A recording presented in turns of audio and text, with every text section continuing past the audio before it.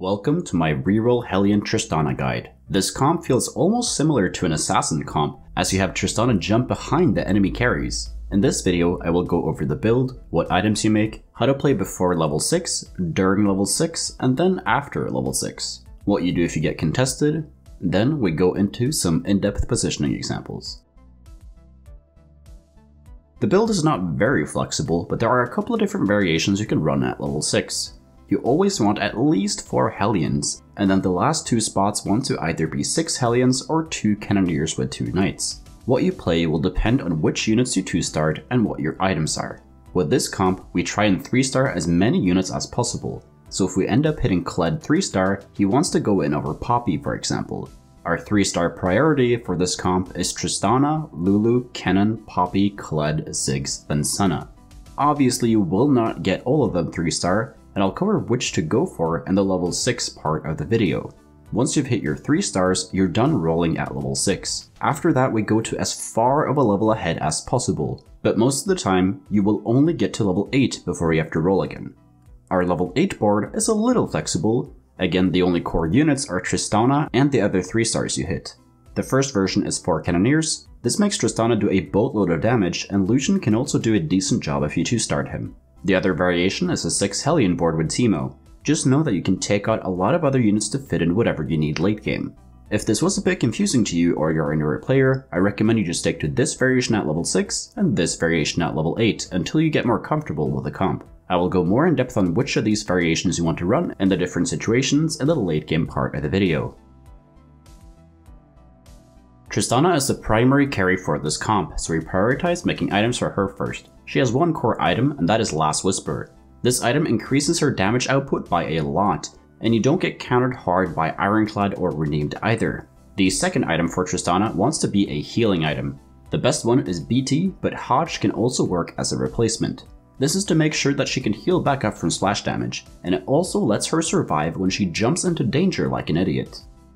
The third item for Tristana wants to be a damage item. This can be Deathblade, i.e. Giant Slayer, another Hodge if you didn't build BT, or Runaan's Hurricane. Rageblade and Titans can work, but they are worse than the others mentioned. Kennen provides decent utility to this comp, and his best items are Morello, Frozen Heart, and GA to make sure that he casts. Lulu is also really powerful, especially if 3-starred, and you want to build any mana generating items on her like Sojin, Blue Buff, or Rageblade. Tank items go on your strongest frontliner, which will be Poppy, Kennen, or Galio depending on what you 3-starred. If you get a Spatula, you want to make Hellion Spat or Cavalier Spat. Hellion Lucian is insane, and Cavalier Kennen is also really good. Here is the Radiant item tier list. Note that Sojin makes Tristana cast her spell in 5 autos, so it's actually not the worst on her. Frozen Heart and Morello are really good on Kennen, so those are also worth considering if there are none for Tristana. The carousel priority for this comp is Sword, Glove, Bow, then Belt. Since a lot of the Hellions are 1 and 2 cost, we can find them in the early game. Therefore, we want to always hold them and play them on our board. Because of this, we often lost streak in stage 2 to make sure we get a lot of gold, and so that we are also able to hold the units that we want to hold. The ideal opener for this comp is an early Tristana with either Knight or Cavalier frontline. Ziggs is also really good at killing units to save HP in the early game, so also value him highly on your board. Once we have our opener, we need to make items, and as a general rule, we want to make an item if we have 4 or more components. But since we are lost streaking, we can be a bit greedy with our items. But the best items to slam in the early game are BT, Bramble, Deathblade, Last Whisper, Morello, Frozen Heart, or Declaw. Your early game strategy will depend a lot on how good your opener is, but most of the time you will play for a lost streak. But in some games you can actually play for a win streak, so don't always default to the open fort strategy. If you want to learn more about how to play the early game, check out my guide where I go in depth on the subject. Once you get to Krugs, you need to decide whether you're rolling at level 5 or level 6. If you're really close to a lot of 3-star 1 cost, typically if you have 6 or more of them, then you prefer to roll at level 5. But if you are not close to any 1 cost 3 stars, then roll at level 6 instead. If you are rolling at level 5, you slow roll for the 3-star you are close to hitting, in addition to Tristana, Kennen, and Lulu 3-star. Once you hit the 1 cost 3 stars, level up to 6. If you are not rolling at level 5, the goal is to be at level 6 with 50 gold or more on stage 3-5. Once you reach 50 gold, we start slow rolling, meaning we roll down to 50 gold every single turn. This is to maximize our odds of hitting 3-star units. Our 3-star priority is Tristana, Lulu, Kennen, Poppy, Kled, Ziggs, then Senna.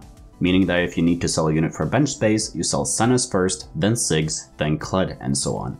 But in some cases, if you are really close to Senna, but far off with Kled or Ziggs, you can sell off those as you're not going to 3-star them that game. By stage 4-1, you will generally need to have at least Trist 2-star or some 1-cost 3-stars in order to be stable. And by stage 5-1, you will generally need 3-star Tristana to be stable. Sometimes, if you're healthy, you can greed, but in general, you can go below 50 gold here in order to hit. Once you hit Tristana 3-star, you have a couple of different options. The first one is to keep slow rolling if you are close to Lulu or Kennen as well, meaning if you have 7 or more of both of them. If you have less, just sell them for eco and start pushing levels instead. The reason we don't need to 3-star all of them is that our win condition is just Tristana 3-star. The other 3-stars are just icing on the cake. Once you are done slow rolling at level 6, you push to as far of a level as possible, which can be either level 7, 8 or 9 depending on how healthy you are. If you have an unlucky games and you are 2 lives, you need to roll down until you hit, as you generally always want to preserve 2 lives in TFT. The reason being is if you fight one super high roll player, you're still able to win, as you're not going to get knocked out by him. If you only were able to get to level 7, you generally want to end up with a board that looks like this or this. Which you pick depends on which units you 3-starred and also if you hit Lucian or not. At level 8, you want to end up with the 4 Cannoneer board if you didn't hit 3-star Ziggs or Kled, and if you did 3-star any of them, you want to end up with this board. Another option is to take out 4 Cannoneer to play Mystics if the lobby is heavy AP, or 3 Ironclad if the lobby is heavy AD. You can also play Revenants for a generic good CC frontline. If you're able to get to level 9, you will often just put in 4 Cannoneer if you need more damage, or more Ironclad or Mystic units. A standard level 9 board will look something like this. If you get contested, you have 2 different options. The first one is to pivot. I prefer this one as this comp is still good, but not as good as it was last patch. The best pivot for this comp is Lucian. This is because Tristana is a great item carrier for him, so it's very easy to transition from a Hellion board into a Sentinel board later. Other great pivots are 4 Knights Jax, Aphelios, or Draven.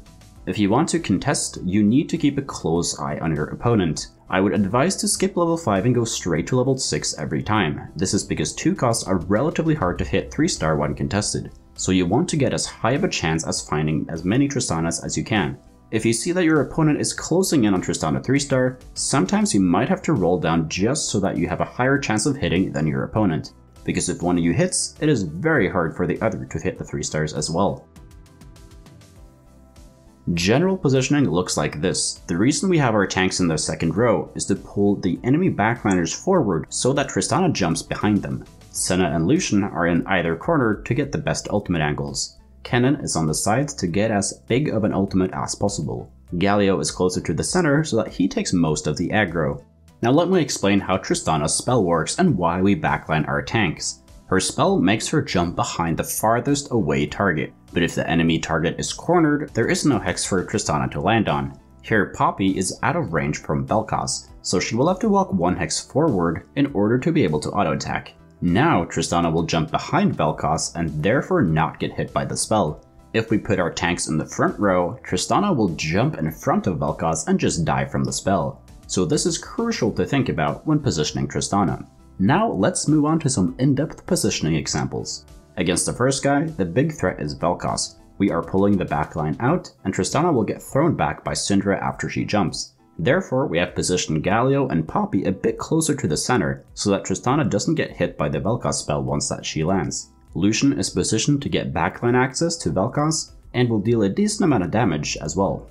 Against the second guy, the big threat is Jax. Galio and Poppy are positioned in the front line as we don't need to pull out any units. Kennen is far right side so that he stuns the entire enemy frontline. Lucian is positioned to target Thresh, and therefore hit Jax with a spell. Miss Fortune is positioned to target Jax so that she applies grievous wounds to him. Against the third guy, the big threat is Aphelios and Akshan. Lucian is positioned to get backline access and shoot Aphelios. Lulu is next to him to protect from Akshan once he dashes over. Tristana is positioned to jump on Aphelios, and Kennen is positioned to make Volibear ult at a bad angle and also to stun the Aphelios.